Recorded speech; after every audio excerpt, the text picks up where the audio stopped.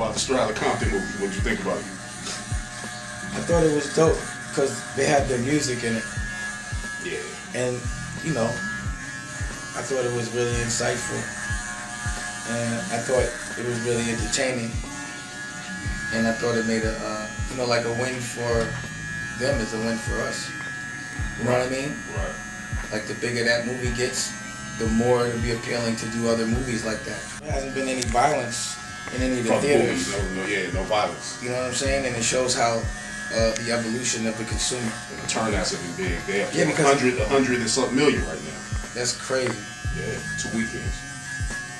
So the biopics is really in right now. Would you do a movie with Jay and Biggs on Rockefeller? Reasonable Doubt? A perspective. That would be good. I would do a perspective, you know what I mean? So you already here. You would sit down and just capture ultimately, it's inevitable. It's going to get done at some point by somebody. You just got to hope whether... See, if I make the film, it might not be objective. It's going to be subjective to my perspective on things. So you might want to get someone that's just truthful to make it, as opposed to like, you know what I'm saying? Right. I might make a version of something that was going on in the middle of all that. You understand what I'm saying? Right. But just like NWA did, each one of them gave their perspective, and then they put it together. It just went from there. That'd be dope. You know, like you give it, Jay give it, Biggs, give your own perspectives of what you saw. Because what people don't know is about that, before Reasonable Doubt, like a lot of movement without any really real money coming in from the industry. Yeah, the build up before Rockefeller took off.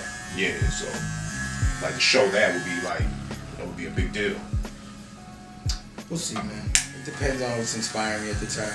The story will be told whether I tell it or someone else does. You know what I mean?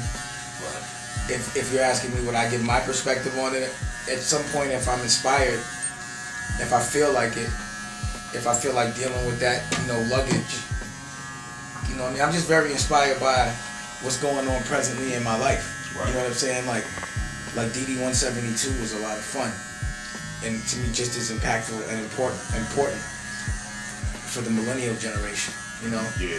It was like more of an investment in the future, and it's now coming to light. You understand what I'm saying? Right. Talking about like Damon Dash Studios, like how's well, that? Yeah, like Damon Dash Studios is really what DD 172 and Poppington and all those collectives were, to just gather as much content as possible, so that at some point when the content meant something, we would have people subscribe to it. Okay. You understand what I'm saying? Right. So yeah, I have all this footage of Wiz Khalifa before he was famous, and all this footage of Currency, before he is what he is today, and all this footage of Mos Def, and all this footage of the Black Keys, and Styley, and Murs, and the London Souls, and Citizen Cope, and Disco Biscuits, and Sizzler. Right. You understand what I'm saying? Really? And now, and what I've learned in making movies, now I'm making movies, so there's also consistent, original, new content shot by me.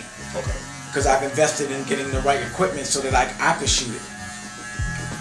You understand what I'm saying? Right. For now. So, and then I also have my old catalog of stuff that I have any parts of. You understand what I'm saying? Okay. So you can use all your stuff paid in full. I can't see why not. It's interesting. I thought that would be a problem. Like, Well, don't think about it. That's not even thinking into fruition. You understand what I'm saying? Right. I don't think about problems, because if it's a problem, that means I can just, do what I need to do. But I can't see it being a problem without a good fight. You understand what I'm saying? Like, my name's on there, I made it. I own equity in it. My always understanding with people is they can do what they want with it, I can do what I want with it. Makes sense. That's what the partnership is. Right. Man, I got footage with Tabby Benet, Paul. We got all that shit. Verse. I said that. I'm talking about from here, we got DJ Wordy in Beijing, all that footage in China, Thailand, Hong Kong, Shanghai. You know what I mean? Like every second, I've been trying to aggregate the coolest things going on because I know in the future it's gonna mean something. And the things that people are using today regularly, I was using 6-7 years ago. You understand? Like the 5Ds and all that. Canon actually gave us a couple of cameras, and then I created, along with Cootie and Shike, Creative Control, and we had a television network. But really, we were just giving it in small intervals because at some point you're gonna subscribe to get it in its long form, which is now. Right. You know, I think Creative Control changed the industry too. 100%. Yeah, it was. Creative Control was sick. Before its time. Well, it was see, Cootie and Shike had the platform, and I had the content. And then I had the DD-172, which was where we aggregated all these collective point of views of really strong people. Like we got Edon, we got all these art gallery openings and shit. You know what I'm saying? All of those things, it's dictating what's going on in pop culture now. You understand what I'm saying? Right. But the footage is like wine. See, I don't serve no wine before it's time. See, I don't have to rush to put the shit out. I know at some point, I got footage of fucking Rockefeller with all those artists like the Kanyes and all that before they got famous. In the studio. That's why that's why I noticed that Kanye was going to do it, because he started having Cootie and Shike follow him around, because he had seen that, I had guys like Choke No Joke following me around. Right. Who now takes my footage that I paid him to shoot, he made dubs and just puts it out. But I'll get to that. You know what I mean? He's a funny dude. Yeah, I saw it. That's the guy that ran on me in Paris when I got jumped by like 20 niggas. That nigga was a ghost. I had to fight all them niggas on my own. He came back to the hospital. He went to the hospital. I had stitches and all that. He came back to the hospital with like a screwdriver. Like, yo, where they at? He said with a screwdriver. I was like, okay. So this is the guy. It's on International. Huh? It's on International Grizzly, right? Yeah, it's on International Grizzly. Yeah, you can see that trip on the site. That's the first thing I edited. Cause that was amazing to me. That's why I'm going to go do this therapy show, and that's why I'm kind of hyped, because I need some therapy, because I don't know, I really need to know if things that I think aren't okay are okay.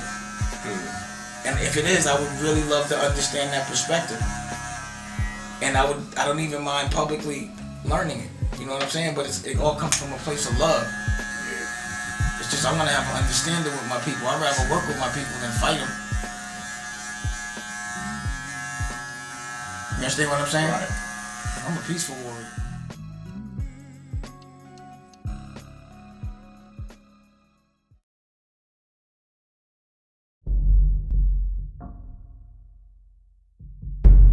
Many people have lost their lives trying to reveal the secret. The secret has been hidden from the world for far too long. But now, in order to become successful, a lot of times you have to find your zone that's comfortable for you. When you come to that crossroad and you get to a certain age where you have that epiphany where what the hell am I going to do with the rest of my life, and you don't even have a plan yet, that's when it's time to start writing your shit down. Sometimes, life decisions and life choices steer you another path, but, mistakes are given, being a human. We don't have to be perfect. One day the world's gonna have to come around and recognize that, yeah, this is different, but there's nothing like this out here. You have to let your imagination run wild when it comes to your career, period. Most people only plan for what they think they can get. The universe doesn't like that. The universe wants you to go for what you think is impossible. Dr. King said your character is built not during times of comfort and convenience, but during times of conflict and controversy. When you see an obstacle, don't let it deter you. You either can go over it, around it, or through it, depending on your own strength. I've been through a lot of stuff in life, but never once have I felt like this is the end of my path. You have to put up your own money. That's independence. If someone else is putting up the money, that's dependence. If you don't see yourself coming out as a boss at that place, get the fuck out of there. They can no longer keep it from us.